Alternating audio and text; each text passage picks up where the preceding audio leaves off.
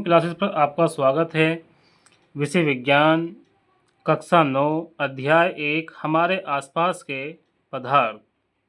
क्वथनांक वह ताप जिस पर किसी द्रव का वाष्प दाब एक वायुमंडलीय दाब के बराबर हो जाता है, उस द्रव का क्वथनांक कहलाता है।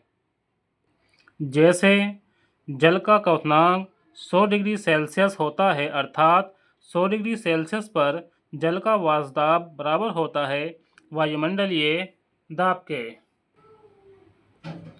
संघनन वह प्रक्रिया जिसमें पदार्थ गैसीय अवस्था से द्रव अवस्था में परिवर्तित हो जाता है, संघनन या द्रवीकरण कहलाता है।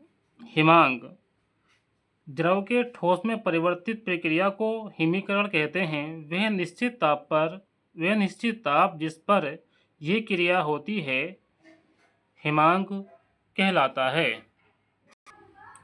गुप्त ऊष्मा स्थिर ताप पर किसी पदार्थ के एकांक द्रव्यमान की अवस्था परिवर्तन करने के लिए आवश्यक ऊष्मा की मात्रा को उस पदार्थ की गुप्त ऊष्मा या प्रसुप्त ऊष्मा कहते हैं। एमकेएस पद्धति में इसका मात्रक जूल प्रति किलोग्राम है। गुप्त ऊष्मा दो प्रकार की होती है। नंबर 1 गलन, ब्रैकेट में लिखेंगे बर्फ, फिर लिखेंगे कि गुप्त ऊष्मा किसी ठोस के 1 ग्राम को उसके गलनांक पर द्रव में परिवर्तित करने के लिए आवश्यक ऊष्मा की मात्रा उस ठोस की गुप्त ऊष्मा कहलाती है।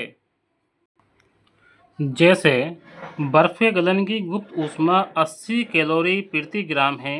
इसका अर्थ है कि 1 ग्राम बर्फ 0 डिग्री सेल्सियस पर गलने के लिए 80 कैलोरी ऊष्मा लेता है, अथवा 1 ग्राम जल 0 डिग्री सेल्सियस पर जमने पर वातावरण को 80 कैलोरी ऊष्मा देता है।